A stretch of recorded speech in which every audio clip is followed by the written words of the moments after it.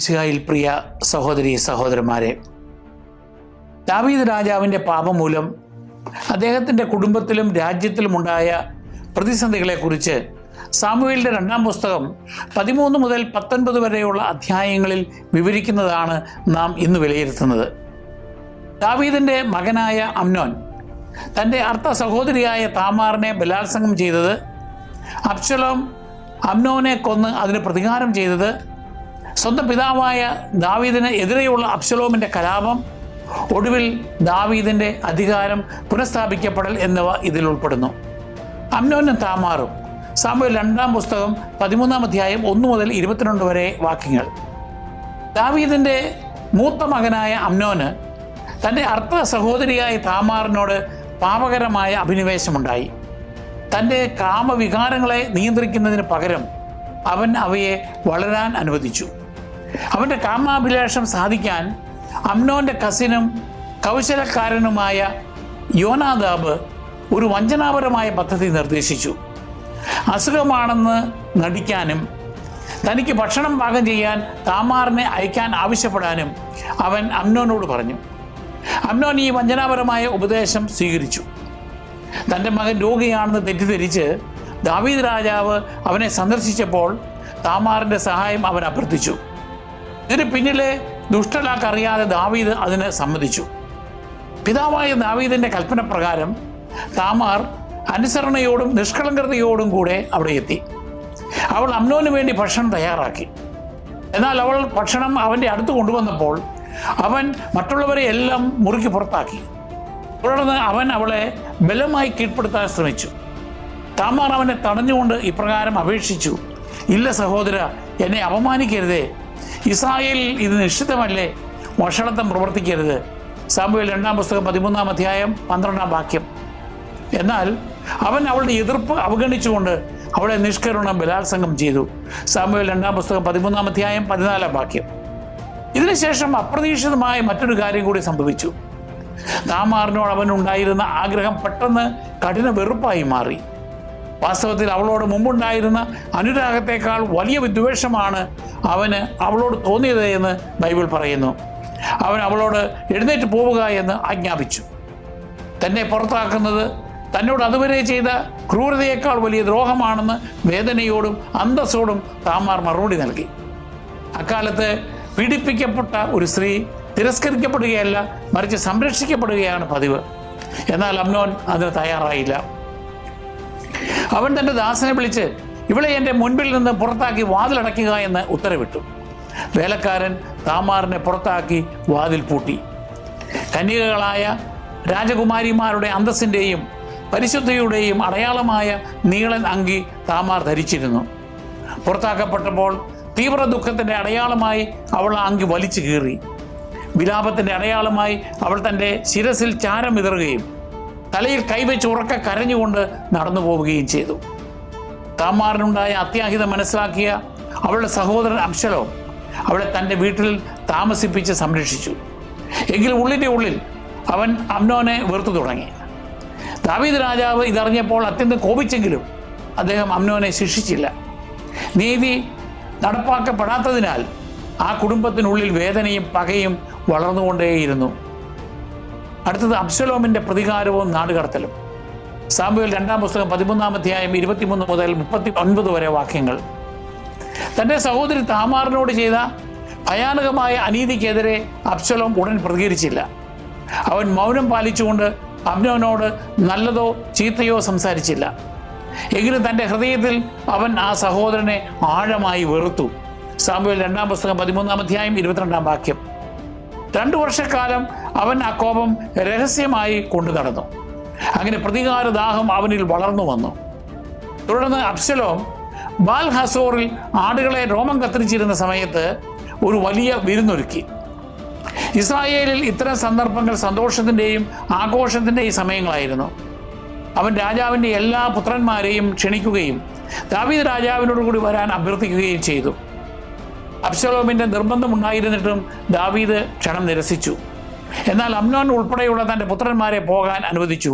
Samuel 2-ാം പുസ്തകം 13-ാം അധ്യായം 23 മുതൽ 27 വരെ വാക്യങ്ങൾ. അബ്ശലോം നേരത്തെ തന്നെ ഒരു പദ്ധതി തയ്യാറാക്കിയിരുന്നു. അവൻ തൻ്റെ വേലക്കാരോട് ഇപ്രകാരം നിർദ്ദേശിച്ചു: അമ്നോൻ വീഞ്ഞു കുടിച്ച് മത്തനാകുമ്പോൾ അവനെ വെട്ടുക എന്ന് ഞാൻ പറയുമ്പോൾ അവനെ കൊന്നുകളയണം. ഭയപ്പെടേണ്ട, ഞാനല്ലേ നിങ്ങളോട് കൽപ്പിക്കുന്നത്. സാമുവേൽ 2-ാം പുസ്തകം 13-ാം അധ്യായം 28-ാം വാക്യം. വിരുന്നിനിടയിൽ അമ്നോൻ ആശ്വസിച്ചിരുന്ന സമയത്ത് അബ്ശലോമിൻ്റെ സേവകർ അവനെ ആക്രമിക്കുകയും വധിക്കുകയും ചെയ്തു. സാമുവേൽ 2-ാം പുസ്തകം 13-ാം അധ്യായം 29-ാം വാക്യം. രാജാവിൻ്റെ മറ്റു പുത്രന്മാർ ഭയന്ന് ഓടി. വാർത്ത പെട്ടെന്ന് തന്നെ ദാവീദിൻ്റെ അടുത്തെത്തി. തൻ്റെ എല്ലാ പുത്രന്മാരും കൊല്ലപ്പെട്ടുവെന്നാണ് ആദ്യം അദ്ദേഹത്തിന് കിട്ടിയ വിവരം. വലിയ ദുഃഖത്തോടെ രാജാവ് വസ്ത്രം കീറി നിലത്ത് കിടന്നു. അധികം വൈകാതെ അമ്നോൻ മാത്രമാണ് മരിച്ചതെന്ന ശരിയായ വിവരം ലഭിച്ചു. എങ്കിലും ദാവീദ് തൻ്റെ മകനെ ഓർത്ത് അത്യധികം വിലപിച്ചു. ഈ പ്രതികാര നടപടിക്ക് ശേഷം അബ്ശലോം തൻ്റെ മുത്തച്ഛനായ തൽമയി രാജാവിൻ്റെ രാജ്യമായ ഗശൂരിലേക്ക് ഓടിപ്പോയി. അവിടെ അവൻ 3 വർഷം പ്രവാസിയായി കഴിഞ്ഞു. സാമുവേൽ 2-ാം പുസ്തകം 13-ാം അധ്യായം 37-38 വാക്യങ്ങൾ. ഈ സമയത്ത് ദാവീദ് അമ്നോനെ ഓർത്ത് ദുഃഖിക്കുന്നത് തുടർന്നെങ്കിലും ക്രമേണ അദ്ദേഹത്തിൻ്റെ ഹൃദയം അബ്ശലോമിന് വേണ്ടി തുടിക്കാൻ തുടങ്ങി. എങ്കിലും രാജകുടുംബത്തിലെ വേദനയും ഭിന്നതയും പരിഹരിക്കപ്പെടാതെ തുടർന്നു. ഇത് കൂടുതൽ സംഘർഷങ്ങൾക്ക് വഴിയൊരുക്കി. യഹൂദ വീക്ഷണത്തിൽ വ്യക്തിപരമായ പ്രതികാരത്തിൻ്റെ അപകടത്തെയാണ് ഇത് കാണിക്കുന്നത്. അബ്ശലോമിൻ്റെ ദേഷ്യം സ്വാഭാവികമാണെങ്കിലും നിയമപരമായ നടപടികളിലൂടെയും ന്യായാധിപന്മാരിലൂടെയുമാണ് നീതി നടപ്പാക്കേണ്ടത്. നിയമാവർത്തന പുസ്തകം 19-ാം അധ്യായം 15 മുതൽ 21 വരെ വാക്യങ്ങൾ. അവൻ്റെ ഉള്ളിൽ ഒളിപ്പിച്ച കോപം കൂടുതൽ പാപത്തിലേക്ക് നയിച്ചു. കത്തോലിക്ക വീക്ഷണത്തിൽ ഇത് പാപത്തിൻ്റെ ആവർത്തന ചക്രത്തെ വെളിപ്പെടുത്തുന്നു.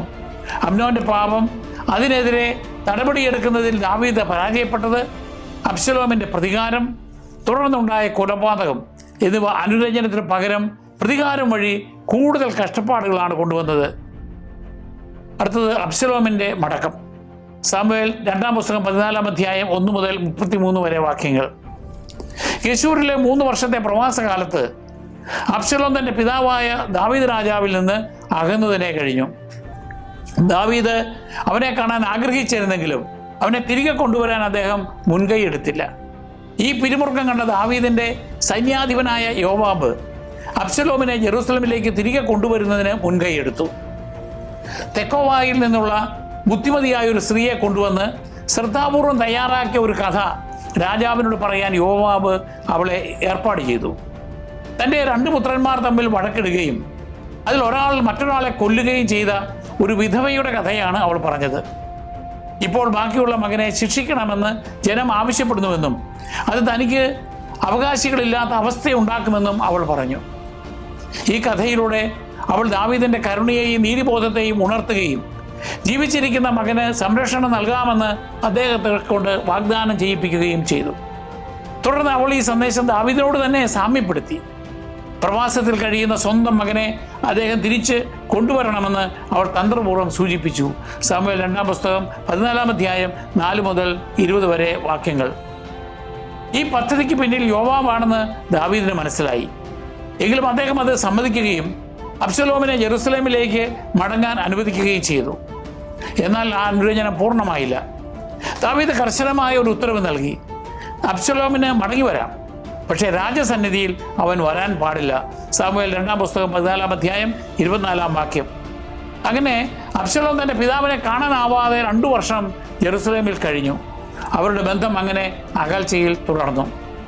അബ്ശലോം അസാധാരണ സൗന്ദര്യമുള്ളവനായാണ് വിവരിക്കപ്പെടുന്നത്. പാദം മുതൽ ശിരസ് വരെ യാതൊരു വൈകല്യവുമില്ലാത്ത അവനെപ്പോലെ സുന്ദരനായ മറ്റൊരാളും ഇസ്രായേലിൽ ഇല്ലായിരുന്നുവെന്ന് ബൈബിൾ രേഖപ്പെടുത്തുന്നു. അവൻ്റെ മുടി വളർന്ന് ഭാരമാകുന്നത് കൊണ്ട് വർഷത്തിലൊരിക്കൽ മുടി വെട്ടുമ്പോൾ കത്രിച്ച് കളയുന്ന മുടി രാജതൂക്കത്തിന് 200 ഷെക്കൽ ഭാരമുണ്ടായിരുന്നു. സാമുവേൽ 2-ാം പുസ്തകം 14-ാം അധ്യായം 25-26 വാക്യങ്ങൾ.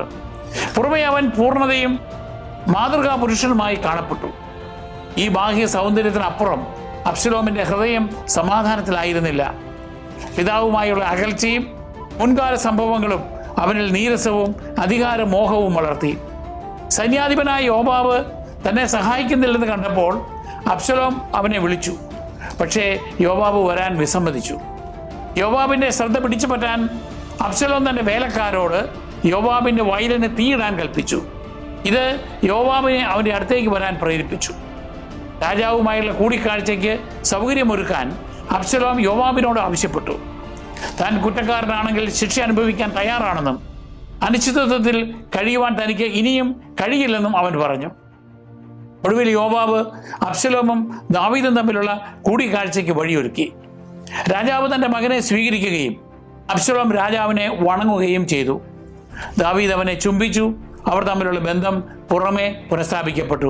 സാമുവേൽ 2-ാം പുസ്തകം 14-ാം അധ്യായം 33-ാം വാക്യം. യഹൂദ വീക്ഷണത്തിൽ നീതിയെ കരുണയുമായി സന്തുലിതമാക്കേണ്ടതിൻ്റെ ആവശ്യകതയാണ് ഇത് കാണിക്കുന്നത്. അബ്ശലോമിൻ്റെ മടക്കം ദാവീദ് അനുവദിച്ചെങ്കിലും പൂർണ്ണ അനുരഞ്ജനം നടപ്പിലാക്കിയില്ല. തെക്കോവയിലെ സ്ത്രീയുടെ ഉപമ കഥകളിലൂടെ സത്യത്തിലേക്ക് നയിക്കുന്ന യഹൂദ പ്രബോധന രീതിയെ ആണ് പ്രതിഫലിപ്പിക്കുന്നത്. കത്തോലിക്ക വീക്ഷണത്തിൽ യഥാർത്ഥ അനുരഞ്ജനത്തിന് പശ്ചാത്താപവും ആന്തരിക പരിവർത്തനവും ആവശ്യമാണെന്ന് ഈ ഭാഗം പഠിപ്പിക്കുന്നു. ദാവീദ് അബ്ശലോമിനെ സ്വീകരിച്ചെങ്കിലും ആ ബന്ധത്തിലെ മുറിവുകൾ പൂർണ്ണമായി ഭേദമായില്ല. ദൈവം നോക്കുന്നത് ഹൃദയത്തിലേക്കാണ്, രൂപത്തിലേക്കല്ല എന്ന് അബ്ശലോമിൻ്റെ ബാഹ്യ സൗന്ദര്യം നമ്മെ ഓർമ്മിപ്പിക്കുന്നു. 1 സാമുവേൽ 16:7. അടുത്തത് അബ്ശലോമിൻ്റെ കലാപം. സാമുവേൽ 2-ാം പുസ്തകം 15-ാം അധ്യായം 1 മുതൽ 12 വരെ വാക്യങ്ങൾ. ജെറുസലമിലേക്ക് മടങ്ങിയെത്തുകയും തൻ്റെ പിതാവായ ദാവീദ് രാജാവുമായി പുറമെ അനുരഞ്ജനത്തിലാവുകയും ചെയ്തതിന് ശേഷവും അബ്ശലോമിൻ്റെ ഉള്ളിലെ അധികാരമോഹം വളർന്നുകൊണ്ടേയിരുന്നു. അവൻ ബഹുമാനമുള്ളവനായും മാന്യനായും കാണപ്പെട്ടെങ്കിലും അവൻ്റെ താല്പര്യം അധികാരം പിടിച്ചെടുക്കുന്നതിലായിരുന്നു. അബ്ശലോം ഒരു രാജകീയ നേതാവിനെ പോലെ പ്രവർത്തിക്കാൻ തുടങ്ങി.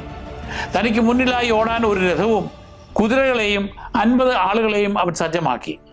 ഇത് തൻ്റെ അധികാരവും പ്രാധാന്യവും പ്രകടിപ്പിക്കാനായിരുന്നു. സാമുവേൽ 2-ാം പുസ്തകം 15-ാം അധ്യായം 1-ാം വാക്യം. തുടർന്ന് അവൻ അതിരാവിലെ എഴുന്നേറ്റ് നഗരവാതിൽക്കലേക്കുള്ള വഴിയരികിൽ നിൽക്കുമായിരുന്നു. രാജാവിൽ നിന്ന് നീതി തേടി ആളുകൾ വരുന്ന സ്ഥലമായിരുന്നു അത്.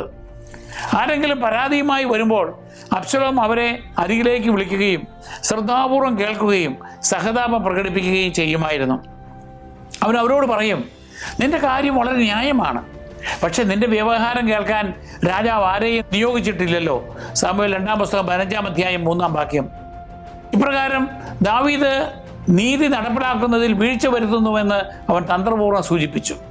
തുടർന്ന് അവൻ കൂട്ടിച്ചേർക്കും, ഞാനൊരു ന്യായാധിപനായിരുന്നെങ്കിൽ വഴക്കും വ്യവഹാരവുമുള്ള ആർക്കും എൻ്റെ അടുക്കൽ വരാമായിരുന്നു, ഞാൻ അവർക്ക് നീതി നടത്തി കൊടുക്കുമായിരുന്നു.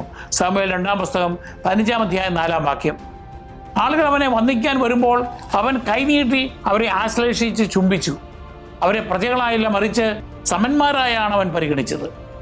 ദിവസവും ഇപ്രകാരം ചെയ്തുകൊണ്ട് അബ്ശലോം ക്രമേണ ഇസ്രായേൽ ജനത്തിൻ്റെ ഹൃദയം കവർന്നു. സാമുവേൽ 2-ാം പുസ്തകം 15-ാം അധ്യായം 5-6 വാക്യങ്ങൾ. കാരുണ്യമായും കരുതലായും ഒക്കെ പ്രകടിപ്പിച്ചവ യഥാർത്ഥത്തിൽ ജനപ്രീതി നേടാനും തൻ്റെ പിതാവിൻ്റെ അധികാരം ദുർബലപ്പെടുത്താനുമുള്ള കുതന്ത്രമായിരുന്നു. 4 വർഷം അപ്രകാരം അവൻ ജനപിന്തുണ വളർത്തിക്കൊണ്ടിരുന്നു. കർത്താവിനോട് താൻ നേർന്ന ഒരു നേർച്ച നിറവേറ്റാനാണെന്ന വ്യാജേന ഹെബ്രോണിലേക്ക് പോകാൻ അബ്ശലോം ദാവീദിനോട് അനുവാദം ചോദിച്ചു. അവൻ്റെ യഥാർത്ഥ ലക്ഷ്യം മനസ്സിലാക്കാതെ ദാവീദ് അവനെ സമാധാനത്തോടെ പോകാൻ അനുവദിച്ചു. സാമുവേൽ 2-ാം പുസ്തകം 15-ാം അധ്യായം 7 മുതൽ 9 വരെ വാക്യങ്ങൾ. ഹെബ്രോണിലെത്തിയ ഉടൻ അബ്ശലോം ഇസ്രായേൽ ഗോത്രത്തിൽ ഉടനീളം രഹസ്യ ദൂതന്മാരെ അയച്ച് ഇപ്രകാരം അഭ്യർത്ഥിച്ചു, കാഹളം കേൾക്കുമ്പോൾ അബ്ശലോം ഹെബ്രോണിൽ രാജാവായിരിക്കുന്നുവെന്ന് വിളിച്ചു പറയുവേൻ. സാമുവേൽ 2-ാം പുസ്തകം 15-ാം അധ്യായം 10-ാം വാക്യം. അവൻ്റെ പദ്ധതിയെക്കുറിച്ച് അറിവില്ലാതിരുന്നവർ ഉൾപ്പെടെ അനേകം പേർ അവൻ്റെ ചുറ്റും ഒത്തുകൂടി. ദാവീദിൻ്റെ വിശ്വസ്ത ഉപദേശകരിൽ ഒരാളായ അഹിതോഫെൽ പോലും അബ്ശലോമിനോടൊപ്പം ചേർന്നു. അങ്ങനെ ഈ ഗൂഢാലോചന ശക്തമാവുകയും അബ്ശലോം തന്നെ രാജാവായി പരസ്യമായി പ്രഖ്യാപിക്കുകയും ചെയ്തു. ഇപ്രകാരം സ്വന്തം പിതാവിനെതിരെയുള്ള കലാപം ആരംഭിച്ചു. സാമുവേൽ 2-ാം പുസ്തകം 15-ാം അധ്യായം 11 മുതൽ 12 വരെ വാക്യങ്ങൾ. അടുത്തത് ദാവീദിൻ്റെ ജെറുസലേമിൽ നിന്നുള്ള പലായനം.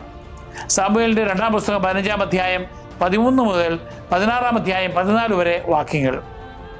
അബ്ശലോം ഇസ്രായേലിലെ അനേകരുടെ ഹൃദയം കവരുകയും സ്വയം രാജാവായി പ്രഖ്യാപിക്കുകയും ചെയ്തുവെന്ന വാർത്ത ദാവീദ് രാജാവ് അറിഞ്ഞപ്പോൾ അപകടം ഗൗരവതരമാണെന്ന് അദ്ദേഹം തിരിച്ചറിഞ്ഞു. ജെറുസലേമിൽ രക്തച്ചൊരിച്ചിൽ ഒഴിവാക്കാൻ നഗരത്തിനുള്ളിൽ വെച്ച് യുദ്ധം വേണ്ടെന്ന് അദ്ദേഹം തീരുമാനിച്ചു. പകരം അവിടെ നിന്ന് മാറിപ്പോകുന്നതാണ് കൂടുതൽ വിവേകപൂർണവും സമാധാനപരവുമായ മാർഗമെന്ന് വിശ്വസിച്ച് അദ്ദേഹം പലായനം ചെയ്യാൻ തീരുമാനിച്ചു. സമൂയേൽ 2-ാം പുസ്തകം 15-ാം അധ്യായം 13-14 വാക്യങ്ങൾ. ദാവീദ് തൻ്റെ വീട്ടുകാരോടും വിശ്വസ്തരായ അനുഗാമികളോടുമൊപ്പം ജെറുസലേം വിട്ടു. അദ്ദേഹം പുറപ്പെട്ടപ്പോൾ അനേകം വിശ്വസ്തരായ വേലക്കാരും അർപ്പണബോധമുള്ള കൂട്ടാളികളും അദ്ദേഹത്തോടൊപ്പം ചേർന്നു. കിദ്രോൻ താഴ്വര കടന്ന് മരുഭൂമിയിലേക്ക് പോകുമ്പോൾ ദാവീദ് നഗ്നപാതനായി കരഞ്ഞുകൊണ്ടാണ് നടന്നത്. അദ്ദേഹത്തോടൊപ്പം ഉണ്ടായിരുന്ന ജനങ്ങളെല്ലാം ഉച്ചത്തിൽ വിലപിച്ചു. രാജാവിനെ സംബന്ധിച്ചിടത്തോളം അത് അത്യന്തം ദുഃഖകരവും അപമാനകരവുമായ നിമിഷമായിരുന്നു. സമൂയേൽ 2-ാം പുസ്തകം 15-ാം അധ്യായം 23-30 വാക്യങ്ങൾ. കർത്താവിൻ്റെ നിയമപേടകം ചുമന്നുകൊണ്ട് പുരോഹിതന്മാരായ സാദോക്കും അബിയാതറും ദാവീദിനോടൊപ്പം വന്നിരുന്നു. എന്നാൽ നിയമപേടകം ജെറുസലേമിലേക്ക് തിരികെ കൊണ്ടുപോകാൻ ദാവീദ് അവരോട് നിർദ്ദേശിച്ചു. വലിയ വിശ്വാസത്തോടെ അദ്ദേഹം പറഞ്ഞു, ദൈവത്തിൻ്റെ പേടകം നഗരത്തിലേക്ക് തിരിച്ചു കൊണ്ടുപോവുക. കർത്താവിൻ്റെ പ്രീതിക്ക് ഞാൻ പാത്രമായാൽ അവിടുന്ന് എന്നെ തിരികെ വരുത്തി അവിടുത്തെ പേടകവും കൂടാരവും കാണുവാൻ എനിക്ക് ഇടവരുത്തും. അവിടുന്ന് എന്നിൽ പ്രസാദിക്കുന്നില്ലെങ്കിൽ ഇതാ ഞാൻ അവിടുത്തെ ഇഷ്ടം പോലെ എന്നോട് പ്രവർത്തിക്കട്ടെ. സമൂയേൽ 2-ാം പുസ്തകം 15-ാം അധ്യായം 25-26 വാക്യങ്ങൾ. വിശുദ്ധ പേടകത്തെ സ്വന്തം നേട്ടത്തിനായി ഉപയോഗിക്കാൻ വിസമ്മതിച്ചതിലൂടെ ദൈവഹിതത്തിലുള്ള തൻ്റെ പൂർണ്ണ വിശ്വാസമാണ് ദാവീദ് പ്രകടിപ്പിച്ചത്. യാത്ര തുടരുമ്പോൾ ദാവീദിന് കൂടുതൽ പരീക്ഷണങ്ങൾ നേരിടേണ്ടി വന്നു. സാവൂളിൻ്റെ ബന്ധുക്കളിൽ ഒരാളായ ശിമെയി പുറത്തു വന്ന് ദാവീദിനെ ശപിക്കാനും അദ്ദേഹത്തിന് നേരെ കല്ലും മണ്ണും എറിയാനും തുടങ്ങി. അദ്ദേഹം ദാവീദിനെ കുറ്റപ്പെടുത്തുകയും രക്തദാഹിയായി മനുഷ്യനെന്ന് വിളിച്ച് അധിക്ഷേപിക്കുകയും ചെയ്തു. ദാവീദിന്റെ കൂടെ ഉണ്ടായിരുന്നവർ ശിമെയിയെ വകവരുത്താൻ ആഗ്രഹിച്ചെങ്കിലും ദാവീദ് അവരെ തടഞ്ഞു. അദ്ദേഹം പറഞ്ഞു, ദാവീദിനെ ശപിക്കുക എന്ന് കർത്താവ് കൽപ്പിച്ചിട്ടാണ് അവനത് ചെയ്യുന്നത് എങ്കിൽ അരുതെന്ന് പറയാൻ ആർക്ക് കഴിയും? കർത്താവ് എൻ്റെ കഷ്ടത കണ്ട് അവൻ്റെ ശാപത്തിന് പകരം എന്നെ അനുഗ്രഹിച്ചേക്കും. സമൂയേൽ 2-ാം പുസ്തകം 16-ാം അധ്യായം 10 മുതൽ 12 വരെ വാക്യങ്ങൾ. ഇപ്രകാരം പ്രതികാരം ചെയ്യാതെ ആ അപമാനം ദാവീദ് സ്വീകരിച്ചു. ആ വേദനാജനകമായ നിമിഷം പോലും ദൈവത്താൽ അനുവദിക്കപ്പെട്ട ഒന്നായി അദ്ദേഹം കണ്ടു. തന്നെ പ്രതിരോധിക്കുന്നതിന് പകരം അദ്ദേഹം തൻ്റെ ആ പ്രതികൂല സാഹചര്യം കർത്താവിൽ ഭരമേൽപ്പിച്ചു. തൻ്റെ കഷ്ടപ്പാടുകൾ കഴിഞ്ഞകാല പാപങ്ങളുമായി ബന്ധപ്പെട്ടതാകാമെന്ന് തിരിച്ചറിഞ്ഞുകൊണ്ട് ദൈവനീതിയെ അംഗീകരിക്കുന്ന ദാവീദിൻ്റെ വിനയത്തിനാണ് യഹൂദ വീക്ഷണം ഊന്നൽ നൽകുന്നത്. കത്തോലിക്ക വീക്ഷണത്തിൽ ഇത് ദൈവഹിതത്തിന് കീഴടങ്ങുന്നതിനെ പ്രതിഫലിപ്പിക്കുന്നു. ദാവീദ് അധികാരത്തെ മുറുകെ പിടിക്കുന്നില്ല, മറിച്ച് എല്ലാം ദൈവത്തിൽ ഭരമേൽപ്പിക്കുകയും പശ്ചാത്താപത്തോടെ കഷ്ടപ്പാടുകൾ സ്വീകരിക്കുകയും ചെയ്യുന്നു. സ്വർഗസ്ഥനായ പിതാവിൽ വിശ്വാസമർപ്പിച്ചുകൊണ്ട് തിരസ്കരണവും കഷ്ടപ്പാടുകളും സഹിച്ച ക്രിസ്തുവിൻ്റെ മുൻരൂപമായി ക്രൈസ്തവർ ഇത് കാണുന്നു. കഠോര നിമിഷങ്ങളിൽ പോലും യഥാർത്ഥ ശക്തി വിനയത്തിലും ദൈവത്തിലുമുള്ള വിശ്വാസത്തിലുമാണെന്ന് ഇത് നമ്മെ പഠിപ്പിക്കുന്നു. അടുത്തത് കലാപകാലത്തെ സംഘർഷങ്ങളും ഉപദേശങ്ങളും. സാമുവേലിൻ്റെ 2-ാം പുസ്തകം 16-ാം അധ്യായം 15-ാം വാക്യം മുതൽ 17-ാം അധ്യായം 29-ാം വാക്യം വരെ. ദാവീദ് ജെറുസലേമിൽ നിന്ന് പലായനം ചെയ്തപ്പോൾ അബ്ശലോം നഗരത്തിൽ പ്രവേശിക്കുകയും രാജഭരണം ഏറ്റെടുക്കുകയും ചെയ്തു. അക്കാലത്ത് ഏറെ ബഹുമാനിക്കപ്പെട്ടിരുന്ന അഹീഥോഫെലിൻ്റെ ഉപദേശങ്ങൾ അബ്ശലോമിന് തുണയായി ലഭിച്ചിരുന്നു. സാമുവേൽ 2-ാം പുസ്തകം 16-ാം അധ്യായം 23-ാം വാക്യം. അഹീഥോഫെലിൻ്റെ ഉപദേശപ്രകാരം അബ്ശലോം തൻ്റെ പിതാവിൻ്റെ ഉപനാരിമാരുടെ അടുക്കൽ പരസ്യമായി പ്രവേശിച്ചു. ഇത് സിംഹാസനത്തിന്മേലുള്ള അവൻ്റെ അവകാശവാദത്തെ സൂചിപ്പിക്കുകയും ദാവീദിൻ്റെ പാപത്തിന് ശേഷം നൽകപ്പെട്ട മുന്നറിയിപ്പിൻ്റെ പൂർത്തീകരണമാവുകയും ചെയ്തു. സാമുവേൽ 2-ാം പുസ്തകം 16-ാം അധ്യായം 21-22 വാക്യങ്ങൾ, 12-ാം അധ്യായം 11-12 വാക്യങ്ങൾ. അതേസമയം ദാവീദിൻ്റെ വിശ്വസ്ത സുഹൃത്തായ ഹൂശായി അഹീഥോഫെലിന് വിരുദ്ധമായി രഹസ്യമായി പ്രവർത്തിച്ചുകൊണ്ട് അബ്ശലോമിനോടൊപ്പം ചേർന്നു.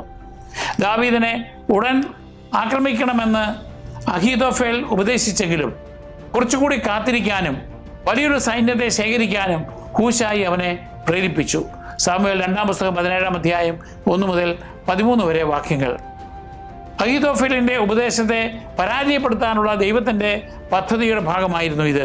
സാമുവേൽ 2-ാം പുസ്തകം 17-ാം അധ്യായം 14-ാം വാക്യം. തുടർന്ന് ഹൂശായി ദാവീദിന് മുന്നറിയിപ്പ് നൽകുകയും അദ്ദേഹം വേഗത്തിൽ ജോർദാൻ നദി കടന്ന് അപകടത്തിൽ നിന്ന് രക്ഷപ്പെടുകയും ചെയ്തു. സാമുവേൽ 2-ാം പുസ്തകം 17-ാം അധ്യായം 15 മുതൽ 22 വരെ വാക്യങ്ങൾ. തൻ്റെ ഉപദേശം നിരസിക്കപ്പെട്ടുവെന്ന് കണ്ട അഹിതോഫെൽ നിരാശനായി സ്വഭവനത്തിലേക്ക് മടങ്ങി. കാര്യങ്ങളെല്ലാം ക്രമപ്പെടുത്തിയ ശേഷം അയാൾ ആത്മഹത്യ ചെയ്തു. സാമുവേൽ 2-ാം പുസ്തകം 17-ാം അധ്യായം 23-ാം വാക്യം. മഹനീയമിലായിലെന്ന ദാവീദിന് അദ്ദേഹത്തിൻ്റെ വിശ്വസ്തരായ സുഹൃത്തുക്കൾ ആവശ്യങ്ങൾ നിറവേറ്റിക്കൊടുത്ത് പിന്തുണ നൽകി. പ്രവാസത്തിലും ദൈവം അദ്ദേഹത്തെ പരിപാലിക്കുന്നത് തുടരുന്നുവെന്ന് ഇത് കാണിക്കുന്നു. സാമുവേൽ 2-ാം പുസ്തകം 17-ാം അധ്യായം 27 മുതൽ 29 വരെ വാക്യങ്ങൾ. യഹൂദ വീക്ഷണത്തിൽ സംഭവങ്ങളെ നയിക്കുന്നത് ദൈവത്തിൻ്റെ കരുതലാണെന്ന് ഇത് തെളിയിക്കുന്നു. എത്ര വലിയ ബുദ്ധിപൂർവകമായ പദ്ധതികളും ദൈവഹിതത്തിന് അനുസൃതമല്ലെങ്കിൽ പരാജയപ്പെടും.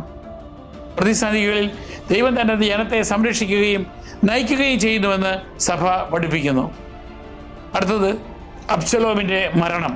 സാമുവേൽ 2-ാം പുസ്തകം 18-ാം അധ്യായം 1 മുതൽ 33 വരെ വാക്യങ്ങൾ.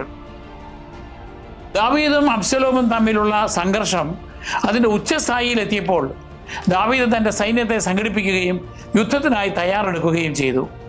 അദ്ദേഹം തൻ്റെ സൈന്യത്തെ യോവാബ്, അബിശായി, ഇത്തായി എന്നിവരുടെ നേതൃത്വത്തിൽ വിഭജിച്ചു. യുദ്ധം തുടങ്ങുന്നതിന് മുമ്പ് ദാവീദ് തൻ്റെ എല്ലാ സൈന്യാധിപന്മാർക്കും വ്യക്തവും കരുണ നിറഞ്ഞതുമായ ഒരു കൽപ്പന നൽകി. യുവാവായ അബ്സലോമിനോട് എന്നെ പ്രതി മയമായി പെരുമാറുക. സാമുവേൽ 2-ാം പുസ്തകം 18-ാം അധ്യായം 5-ാം വാക്യം. അബ്സലോം തനിക്കെതിരെ കലാപം നടത്തിയെങ്കിലും ദാവീദ് അവനെ തൻ്റെ മകനായി സ്നേഹിച്ചിരുന്നു. എഫ്രൈം വനത്തിൽ വെച്ചാണ് യുദ്ധം നടന്നത്. ദാവീദിൻ്റെ സൈന്യം വിജയിക്കുകയും അബ്ശലോമിൻ്റെ സൈന്യം പരാജയപ്പെടുകയും ചെയ്തു. യുദ്ധത്തിൻ്റെ ആശയക്കുഴപ്പത്തിനിടയിൽ അബ്ശലോം തൻ്റെ കോവർ കഴുതപ്പുറത്ത് സഞ്ചരിക്കുമ്പോൾ ഒരു വലിയ മരത്തിന് അടിയിലൂടെ കടന്നുപോയി. അവൻ്റെ ശിരസിലെ നീണ്ട ഇടതൂർന്ന മുടി മരച്ചില്ലകളിൽ കുടുങ്ങി. കോവർ കഴുത മുന്നോട്ട് കുതിച്ചതിനാൽ അവൻ ആകാശത്തിനും ഭൂമിക്കുമിടയിൽ നിസ്സഹായനായി തൂങ്ങിക്കിടന്നു. സാമുവേൽ 2-ാം പുസ്തകം 18-ാം അധ്യായം 9-ാം വാക്യം. ഭടന്മാരിൽ ഒരാൾ ഇത് കാണുകയും യോവാബിനെ അറിയിക്കുകയും ചെയ്തു. രാജാവിൻ്റെ കൽപ്പനയോടുള്ള ബഹുമാനം കാരണം അബ്ശലോമിനെ ഉപദ്രവിക്കുവാൻ ആ മനുഷ്യൻ മടിച്ചെങ്കിലും യോവാബ് അത് വകവച്ചില്ല. ദാവീദിൻ്റെ നിർദ്ദേശം അവഗണിച്ചുകൊണ്ട് അദ്ദേഹം 3 കുന്തങ്ങൾ എടുത്ത് മരത്തിൽ തൂങ്ങിക്കിടന്നിരുന്ന അബ്ശലോമിൻ്റെ ഹൃദയത്തിൽ തറച്ചു. തുടർന്ന് യോവാബിൻ്റെ ആയുധവാഹകർ അബ്ശലോമിനെ വളയുകയും അവനെ പൂർണ്ണമായി വധിക്കുകയും ചെയ്തു. സാമുവേൽ 2-ാം പുസ്തകം 18-ാം അധ്യായം 14-15 വാക്യങ്ങൾ. അബ്ശലോമിൻ്റെ മരണശേഷം അവനെ വനത്തിലെ ഒരു കുഴിയിൽ എറിയുകയും വലിയൊരു കൽക്കൂമ്പാരം കൊണ്ട് മൂടുകയും ചെയ്തു. ഇതിനിടയിൽ ദൂതന്മാർ വാർത്ത അറിയിക്കാൻ ദാവീദ് രാജാവിൻ്റെ അടുത്തേക്ക് ഓടി. തൻ്റെ സൈന്യം വിജയിച്ചുവെന്ന് കേട്ടപ്പോഴും ദാവീദിൻ്റെ ആദ്യത്തെ പ്രതികരണം വിജയത്തെക്കുറിച്ചല്ല, മറിച്ച് തൻ്റെ മകനെക്കുറിച്ചുള്ള ഉത്കണ്ഠയായിരുന്നു. സാമുവേൽ 2-ാം പുസ്തകം 18 അധ്യായം 29-ാം വാക്യം. സത്യം വെളിപ്പെട്ടപ്പോൾ ദാവീദ് അതീവ ദുഃഖത്താൽ തകർന്നുപോയി. അദ്ദേഹം നഗര കവാടത്തിന് മുകളിലുള്ള മുറിയിലേക്ക് പോയി കരഞ്ഞുകൊണ്ട് വിളിച്ചു പറഞ്ഞു, എൻ്റെ മകനെ അബ്ശലോമേ, എൻ്റെ മകനെ അബ്ശലോമേ, നിനക്ക് പകരം ഞാൻ മരിച്ചിരുന്നെങ്കിൽ എത്ര നന്നായിരുന്നു. സാമുവേൽ 2-ാം പുസ്തകം 19-ാം അധ്യായം 1-ാം വാക്യം. അദ്ദേഹത്തിൻ്റെ സങ്കടം അത്രമേൽ ആഴത്തിലുള്ളതായിരുന്നു. അത് വിജയത്തിൻ്റെ സന്തോഷത്തെ സൈന്യം മുഴുവൻ്റെയും വിലാപമാക്കി മാറ്റി. യഹൂദ വീക്ഷണത്തിൽ ശരിയായ അധികാരിക്ക് നേരെയുള്ള കലാപത്തിൻ്റെ ഫലമാണ് അബ്ശലോമിൻ്റെ മരണം. അവൻ്റെ വീഴ്ച അഹങ്കാരത്തിൻ്റെ പതനത്തെ പ്രതീകപ്പെടുത്തുന്നു. കത്തോലിക്ക വീക്ഷണത്തിൽ ഈ സംഭവം ദൈവത്തിൻ്റെ നീതിയും മനുഷ്യ സ്നേഹത്തിൻ്റെ ആഴവും വെളിപ്പെടുത്തുന്നു. അബ്ശലോമിൻ്റെ മരണം അഹങ്കാരം, അധികാരമോഹം, കലാപം എന്നിവയുടെ ഫലമാണ്. പാപം നാശത്തിലേക്ക് നയിക്കുന്നു. ദൈവത്തിൻ്റെ ക്രമത്തിൽ നിന്ന് വ്യതിചലിച്ച ഒരു ജീവിതത്തിൻ്റെ ദാരുണാന്ത്യത്തെ ഇത് കാണിക്കുന്നു. ദാവീദ് തൻ്റെ സ്വന്തം ഗോത്രമായ യൂദയിലെ ശ്രേഷ്ഠന്മാർക്ക് ഒരു സന്ദേശം അയച്ചു. തന്നെ തിരികെ കൊണ്ടുവരുന്നതിന് അവർ നേതൃത്വം നൽകണമെന്ന് അദ്ദേഹം ആവശ്യപ്പെട്ടു. കൂടാതെ അബ്ശലോമിനെ പിന്തുണച്ചിരുന്ന അമാസിയെ യോവാബിന് പകരം സൈന്യാധിപനായി നിയമിച്ചുകൊണ്ട് അദ്ദേഹം കരുണയും വിവേകവും പ്രകടിപ്പിച്ചു. ഈ പ്രവൃത്തി യഹൂദ ജനതയുടെ ഹൃദയം കീഴടക്കാൻ സഹായിക്കുകയും ദാവീദിനെ മടങ്ങി വരാൻ അവർ ക്ഷണിക്കുകയും ചെയ്തു. സാമുവേൽ 2-ാം പുസ്തകം 19-ാം അധ്യായം 11 മുതൽ 14 വരെ വാക്യങ്ങൾ. ദാവീദ് ജെറുസലേമിലേക്ക് മടങ്ങുന്ന വഴിയിൽ പ്രധാനപ്പെട്ട ചില കൂടിക്കാഴ്ചകൾ നടന്നു. മുൻപ് ദാവീദിനെ ശപിച്ച ശിമെയി ഭയത്തോടെ മുന്നോട്ട് വരികയും മാപ്പിരക്കുകയും ചെയ്തു. ദാവീദ് അവനോട് കരുണ കാണിക്കുകയും അവൻ്റെ ജീവൻ നിലനിർത്തുകയും ചെയ്തു. സാമുവേൽ 2-ാം പുസ്തകം 19-ാം അധ്യായം 16 മുതൽ 23 വരെ വാക്യങ്ങൾ. യോനാഥാൻ്റെ മകനായ മെഫീബോഷെത്തും ദാവീദിനെ കാണാൻ വരികയും തൻ്റെ വിശ്വസ്തത വെളിപ്പെടുത്തുകയും ചെയ്തു. ഇത് കലാപകാലത്തുണ്ടായ തെറ്റിദ്ധാരണകൾ മാറ്റാൻ സഹായിച്ചു. സാമുവേൽ 2-ാം പുസ്തകം 19-ാം അധ്യായം 24 മുതൽ 30 വരെ വാക്യങ്ങൾ. പ്രവാസകാലത്ത് ദാവീദിനെ സഹായിച്ചിരുന്ന ബർസില്ലായി എന്ന വൃദ്ധനെ രാജാവ് ആദരിച്ചു. എന്നാൽ ജെറുസലമിലേക്ക് വരാനുള്ള ക്ഷണം അദ്ദേഹം വിനയപൂർവ്വം നിരസിക്കുകയും പകരം തൻ്റെ മകൻ കിംഹാമിനെ കൊണ്ടുപോകാൻ അഭ്യർത്ഥിക്കുകയും ചെയ്തു.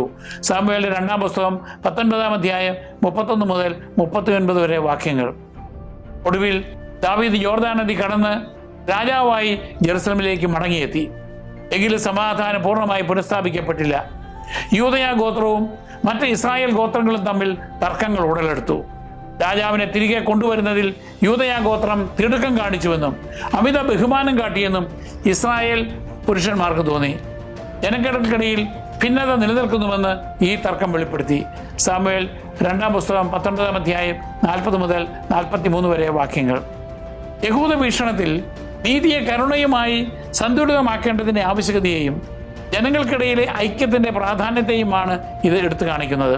കത്തോലിക്ക വീക്ഷണത്തിൽ ഇത് ക്ഷമയെയും അനുരഞ്ജനത്തെയും പ്രതിഫലിപ്പിക്കുന്നു. യഥാർത്ഥ സമാധാനം ഉണ്ടാകണമെങ്കിൽ കേവലം ബാഹ്യമാറ്റങ്ങൾ പോരാ, മറിച്ച് ആന്തരിക പരിവർത്തനം കൂടി വേണമെന്ന് ഇത് നമ്മെ ഓർമ്മിപ്പിക്കുന്നു. ദാവീദിന്റെ മടക്കം കഷ്ടപ്പാടുകൾക്ക് ശേഷം ഭരിക്കുകയും യഥാർത്ഥ ഐക്യം കൊണ്ടുവരികയും ചെയ്യുന്ന ക്രിസ്തുവിനെ മുൻകൂട്ടി കാണിക്കുന്നു. നേതൃത്വത്തിന് കരുണയും വിനയവും വിവേകവും ആവശ്യമാണെന്നും സത്യസന്ധമായ അനുരഞ്ജനത്തിലൂടെ മാത്രമേ ശാശ്വത സമാധാനം ലഭിക്കൂവെന്നും ഈ ഭാഗം നമ്മെ പഠിപ്പിക്കുന്നു. ഇതിൽ നിന്നുള്ള സന്ദേശങ്ങൾ നോക്കാം. 1. പാപത്തിന് വ്യക്തികൾക്കപ്പുറവും അനന്തര ഫലങ്ങളുണ്ട്. ദാവീദിന്റെ പാപം വ്യക്തിപരമായി ഒതുങ്ങി നിന്നില്ല. അത് അദ്ദേഹത്തിന്റെ കുടുംബത്തെയും മുഴുവൻ രാജ്യത്തെയും ബാധിച്ചു. നമ്മുടെ പ്രവൃത്തികളും മറ്റുള്ളവരെ, പ്രത്യേകിച്ച് നമ്മുടെ ശുശ്രൂഷയ്ക്ക് ഏൽപ്പിക്കപ്പെട്ടവരെ സ്വാധീനിക്കുന്നു. 2. നിയന്ത്രിക്കപ്പെടാത്ത ആഗ്രഹങ്ങൾ നാശത്തിലേക്ക് നയിക്കുന്നു. അമ്നോന്റെ കാമം അക്രമത്തിലേക്കും വെറുപ്പിലേക്കും മാറി. ആഗ്രഹങ്ങൾ ദൈവ നിയമത്താൽ നയിക്കപ്പെടാത്തപ്പോൾ അവ നമുക്ക് മറ്റുള്ളവർക്കും ദോഷം വരുത്തി വയ്ക്കും. 3. പരിഹരിക്കപ്പെടാത്ത അനീതി കൂടുതൽ പാപങ്ങൾ സൃഷ്ടിക്കുന്നു. തെറ്റുകളെ തിരുത്തുന്നതിൽ ദാവീദിനുണ്ടായ വീഴ്ച അബ്ശലോമിന്റെ പ്രതികാരത്തിലേക്കും വലിയ സംഘർഷത്തിലേക്കും നയിച്ചു. ധൈര്യത്തോടും ഉത്തരവാദിത്വത്തോടും കൂടി സംയോജിതമായി നാം നീതി നടപ്പിലാക്കണം. 4. കോപവും പ്രതികാരവും സമാധാനത്തെ നശിപ്പിക്കുന്നു. അബ്ശലോമിന്റെ ഉള്ളിലൊളിപ്പിച്ച ദേഷ്യം കൊലപാതകത്തിലേക്കും കലാപത്തിലേക്കും വളർന്നു. വിദ്വേഷം കൊണ്ടു നടക്കുന്നത് ആഴത്തിലുള്ള ഭിന്നതയ്ക്കും അനിഷ്ടഫലങ്ങൾക്കും കാരണമാകുന്നു. ക്ഷമയാണ് സൗഖ്യം നൽകുന്നത്. 5. ബാഹ്യരൂപം വഞ്ചനാപരമാകാം. അബ്ശലോം ബാഹ്യ പ്രശംസയ്ക്ക് അർഹമായെങ്കിലും അവൻ്റെ അഹങ്കാരവും അധികാരമോഹവുമാണ് അവനെ വഴിതെറ്റിച്ചത്. ദൈവം നോക്കുന്നത് ഹൃദയത്തിലേക്കാണ്, പുറമേയുള്ള ഗുണങ്ങളിലേക്കല്ല എന്ന് നാം തിരിച്ചറിയണം. 6. അഹങ്കാരവും അധികാരമോഹവും തകർച്ചയിലേക്ക് നയിക്കുന്നു. അബ്ശലോം വഞ്ചനയിലൂടെ അധികാരം നേടിയെങ്കിലും എല്ലാം നഷ്ടപ്പെടുത്തി. യഥാർത്ഥ നേതൃത്വം വിനയത്തിലും സത്യത്തിലും സേവനത്തിലും അധിഷ്ഠിതമായിരിക്കണം. 7. വിനയവും ദൈവത്തിലുള്ള വിശ്വാസവും കരുത്ത് നൽകുന്നു. ദാവീദ് ദൈവഹിതത്തിൽ വിശ്വസിക്കുകയും കഷ്ടപ്പാടുകൾ സ്വീകരിക്കുകയും വിശുദ്ധമായ കാര്യങ്ങളെ ദുരുപയോഗം ചെയ്യാതിരിക്കുകയും ചെയ്തു. പരീക്ഷണ ഘട്ടങ്ങളിൽ നമുക്ക് ശക്തി നൽകുന്നത് ദൈവവിശ്വാസമാണ്. 8. പ്രതിസന്ധികളിലും ദൈവത്തിൻ്റെ പരിപാലന പ്രവർത്തിക്കുന്നു. ദാവീദ് അപകടങ്ങളെ നേരിട്ടപ്പോഴും ആളുകളിലൂടെയും സാഹചര്യങ്ങളിലൂടെയും ദൈവം അദ്ദേഹത്തെ സംരക്ഷിച്ചു. പ്രയാസകരമായ സമയങ്ങളിലും ദൈവം തൻ്റെ ജനത്തെ കൈവിടാതെ നയിക്കുന്നു. 9. പരാജയങ്ങളിലും സ്നേഹം നിലനിൽക്കുന്നു. അബ്ശലോമിനെ കുറിച്ച് ചൊല്ലിയുള്ള ദാവീദിന്റെ വിലാപം തനിക്കെതിരെ ഉണ്ടായ മകന്റെ കലാപത്തിനിടയിലും ഒരു പിതാവിൻ്റെ സ്നേഹത്തെ കാണിക്കുന്നു. ഇത് പാപികളോടുള്ള ദൈവത്തിൻ്റെ കരുണാർദ്ര സ്നേഹത്തെ ചൂണ്ടിക്കാണിക്കുന്നു. അത് ക്രിസ്തുവിൽ പൂർത്തിയാക്കപ്പെടുന്നു. 10. യഥാർത്ഥ സമാധാനത്തിന് ആന്തരിക മാറ്റം ആവശ്യമാണ്. ദാവീദ് രാജാവായി തിരിച്ചെത്തിയെങ്കിലും ഭിന്നതകൾ ബാക്കിയായിരുന്നു. ബാഹ്യമായ പുനഃസ്ഥാപനം കൊണ്ട് മാത്രമല്ല, ഹൃദയമാറ്റത്തിലൂടെയും യഥാർത്ഥ അനുരഞ്ജനത്തിലൂടെയുമാണ് ശാശ്വതമായ സമാധാനം ലഭിക്കുന്നത്. നമുക്ക് പ്രാർത്ഥിക്കാം. കർത്താവായ ദൈവമേ, കുടുംബങ്ങളിലും സമൂഹങ്ങളിലും പാപം മൂലമുണ്ടാകുന്ന മുറിവുകൾ അങ്ങ് കാണുന്നുണ്ടല്ലോ. പ്രതികാരം ആഗ്രഹിക്കാതെ ക്ഷമിക്കാനും അങ്ങയുടെ നീതിയിലും കരുണയിലും വിശ്വസിച്ച് നീതിയുള്ളവരായി ജീവിക്കാനും ആവശ്യമായ കൃപ ഞങ്ങൾക്ക് നൽകണമേ. ഞങ്ങളുടെ ഹൃദയങ്ങളെ സുഖപ്പെടുത്തുകയും ഭിന്നതയുള്ളിടത്ത് സമാധാനം പുനഃസ്ഥാപിക്കുകയും ചെയ്യണമേ. ആമേൻ.